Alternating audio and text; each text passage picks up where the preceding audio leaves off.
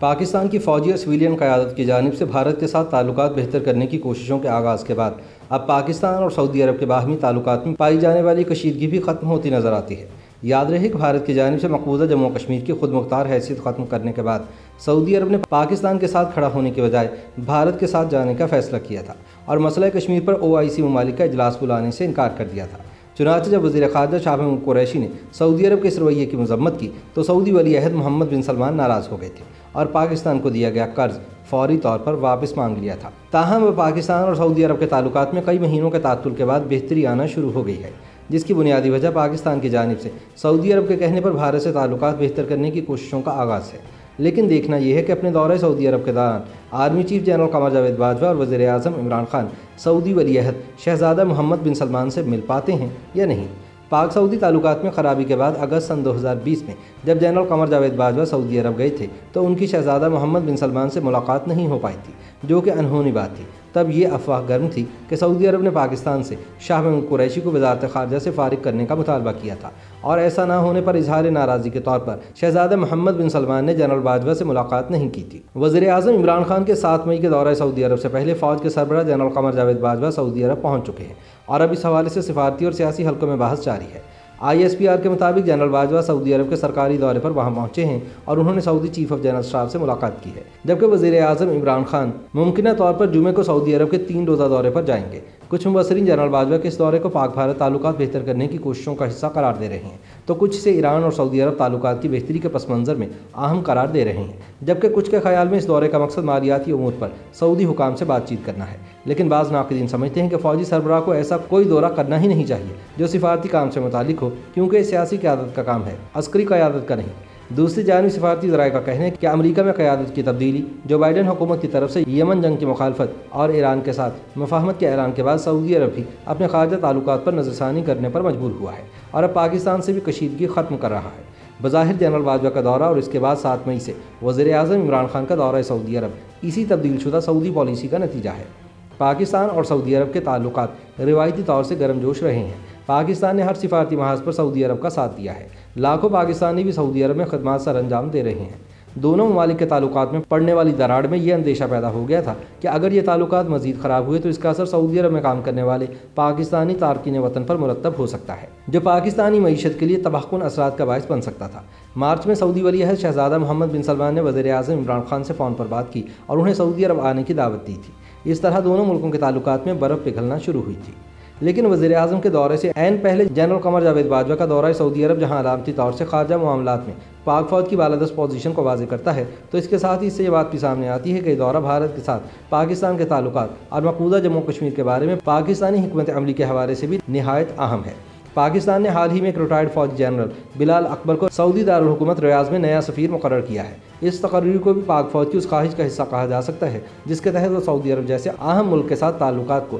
براہ راست کنٹرول کرنا چاہتی ہے اور انہیں بہتر رکھنا چاہتی ہے۔ سفارتی ذرائع کا کہنا ہے کہ پاکستان ایران اور سعودی عرب میں بہتر تعلقات کا خواہاں رہا ہے اور حالیہ دنوں میں دونوں ممالک کی طرف سے مثبت اشارے دیے گئے ہیں۔ کچھ ماہرین اس تناظر میں جنرل باجوہ کے دورے کو خوشائند قرار دے رہے ہیں۔ پاکستان کے سابق سفیر برائے اقوام متحدہ شمشاد احمد خان کا کہنا ہے کہ یہ دورہ ایک ایسے وقت میں ہو رہا ہے جب ایران اور سعودی عرب کے درمیان تعلقات میں بہتری آ رہی ہے۔ انہوں نے بتایا کہ پاکستان کے سعودی عرب سے تعلقات ہمیشہ خوشگوار اور بہتر رہے ہیں اور یہ کبھی خراب نہیں ہوئے، کیونکہ اس کی بڑی وجہ صرف مذہب نہیں بلکہ سیکیورٹی معاملات ہیں۔ دونوں ممالک کے درمیان تعلقات میں اونچ نیچ آتی رہتی ہے، لیکن یہ خرابی کی حد تک نہیں گئے ہیں۔ یہ دورہ ایک ایسے موقع پر ہو رہا ہے جس وقت ایران اور سعودی عرب کے درمیان تعلقات بہتر ہو رہے ہیں، اس لحاظ سے یہ دورہ بہت خوشائند ہے۔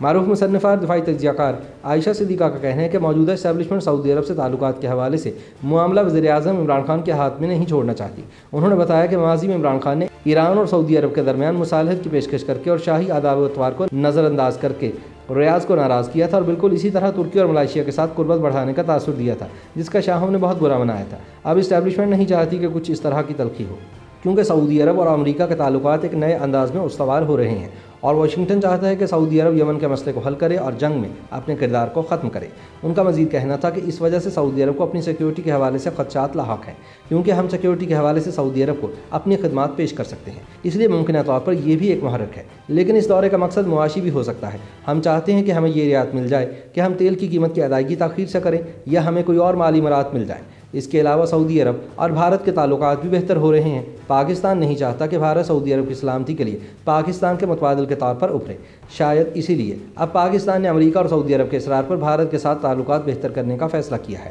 جس کے مثبت نتائج سامنے آ رہے ہیں۔ لیکن کئی ناقدین پاکستان کے خارجہ امور میں فوج کی مداخلت کو مثبت نہیں سمجھتے۔ کچھ مبصرین یہ سوال بھی اٹھا رہے ہیں کہ اگر سفارتکاری دفتر خارجہ کے علاوہ کسی اور ادارے نے کرنی ہے تو پھر وزیر خارجہ کی کیا ضرورت ہے، اور پھر دفتر خارجہ کی کیا ذمہ داریاں ہیں۔ کراچی یونیورسٹی کے شعبہ بین الاقوامی تعلقات کی سابق سربراہ ڈاکٹر طلعت کا کہنا ہے کہ یہ عجیب بات ہے کہ اس دورے کا مقصد ہی سمجھ نہیں آ رہا کہ اسے کس لیے کیا جا رہا ہے۔ انہوں نے کہا کہ سفارتکاری ایک ہنر ہے جس کے لیے سفارتکار کو انتہائی تجربہ کار ہونا چاہیے، لیکن جنرل باجوہ کو سفارتکاری کا کوئی تجربہ نہیں، تو میرے خیال میں ان کو یہ دورہ بالکل نہیں کرنا چاہیے تھا۔ اگر اس کا مقصد دونوں ممالک کے تعلقات بہتر کرنا ہے تو پھر وزیر خارجہ کو سعودی عرب جانا چاہیے تھا، اور اگر یہ دورہ دفاعی امور سے متعلق ہے تو وزیر دفاع کو وہاں جانا چاہیے تھا۔ انہوں نے مزید کہا کہ کچھ ریاستیں ایسا بھی کرتی ہیں کہ جب وہ دیکھتی ہیں کہ ان کے سامنے والا سفارتکاری سے نابلد ہے تو اپنے سامنے والے کی ناتجربہ کاری سے فائدہ اٹھاتے ہوئے اپنے مفادات حاصل کرنے کی کوشش کرتی ہیں۔ ڈاکٹر طلعت وزارت کے بقول جنرل باجوہ کی مہارت عسکری امور میں ہے تو انہیں انہی امور تک محدود رہنا چاہیے۔ ان کا کہنا تھا کہ اگر جنرل باجوہ یہ دورہ کر ہی رہے ہیں تو پھر یہ بات پارلیمنٹ کے سامنے آنی چاہیے۔ پارلیمنٹ کو اس بات پر بحث کرنا چاہیے کہ اس دورے کا مقصد کیا ہے، سعودی عرب میں کن امور پر بات چیت ہوئی، ان امور کی تفصیلات کیا ہیں، وزیر خارجہ نے یہ دورہ کیوں نہیں کیا۔ انہوں نے خدشہ ظاہر کیا کہ پاکستان کو کچھ ایسے معاملات میں گھسیٹنے کی کوشش کی جا رہی ہے جس میں اسلام آباد کو پڑنا ہی نہیں چاہیے۔ ڈاکٹر طلعت کا کہنا تھا کہ مجھے خدشہ ہے کہ یمن میں معاملات پیچیدہ ہوتے جا رہے ہیں اور پاکستان کو ملوث کرنے کی کوشش کی جا رہی ہے۔ یمن میں نہ ایران کو مداخلت کا حق ہے اور نہ ہی سعودی عرب کو اور نہ ہی پاکستان کو اس ملک کے معاملات میں پڑنا چاہیے۔ تاہم دوسری طرف وزارت خارجہ کے ذرائع کا کہنا ہے کہ جنرل قمر جاوید باجوہ ہمیشہ کی طرح وزیر اعظم سے پہلے سعودی عرب پہنچ کر سعودی فوجی قیادت کے ساتھ ملاقات میں مصروف ہیں، جبکہ سفارتکاری کا ایجنڈا وزیر اعظم عمران خان اپنی ٹیم کے ہمراہ پہنچ کر سر انجام دیں گے۔ لیکن ناقدین سوال کر رہے ہیں کہ جب وزیر اعظم اپنے ساتھ وزیر خارجہ شاہ محمود قریشی کو لے کر ہی نہیں جا رہے تو پھر خارجہ امور پر سفارتکاری کون کرے گا۔ لہٰذا سفارتی ذرائع کا کہنا ہے کہ وزیر اعظم سے پہلے جنرل قمر جاوید باجوہ کا ریاض پہنچنا اور وہاں عسکری و سول قیادت سے ملاقات کرنا واضح کرتا ہے کہ فوج پاکستان کے خارجہ تعلقات کو ملک کی سلامتی کا لازمی حصہ سمجھتی ہے اور ان پر اپنی بالادستی قائم رکھنے پر مصر ہے۔ لیکن یہ کہنا مشکل ہے کہ عمران خان کس حد تک مکمل تابعداری پر آمادہ ہوں گے، خصوصاً کشمیر کے ایشو پر، کیونکہ کسی بھی سیاسی حکومت کے لیے کشمیر پالیسی میں 180 درجے کا یو ٹرن لینا آسان نہیں ہوگا۔ سفارتی ذرائع کا کہنا ہے کہ عالمی طاقتوں اور ان کے حوالی ممالک کی جانب سے پاکستان اور بھارت کو معروضی حالات کے مطابق کشمیر کے جس حل کی طرف لے جانے کی کوشش کی جا رہی ہے وہ یہی اصول ہے کہ دونوں ممالک کشمیر کی موجودہ تقسیم کو قبول کر کے آگے بڑھنے کا راستہ تلاش کریں، اور بتایا جا رہا ہے کہ جنرل باجوہ اس اصول کو تسلیم کرنے کے حق میں ہیں۔ اسی لیے کہا جا رہا ہے کہ اگر بھارت سے مقبوضہ کشمیر کا 5 اگست سن 2019 کا اسٹیٹس بحال کرنے کا اشارہ مل جائے تو عمران خان بھی یہ حل ماننے پر راضی ہوں گے، اور سعودی عرب اس سلسلے میں اہم کردار ادا کر رہا ہے۔ لہٰذا وزیر اعظم سے پہلے پاک فوج کے سربراہ جنرل قمر جاوید باجوہ کا دورہ ظاہر کرتا ہے کہ بظاہر سعودی عرب سے مفاہمت کے لیے ہونے والا یہ دورہ پاک بھارت تعلقات کے حوالے سے بھی سنگ میل ثابت ہو سکتا ہے۔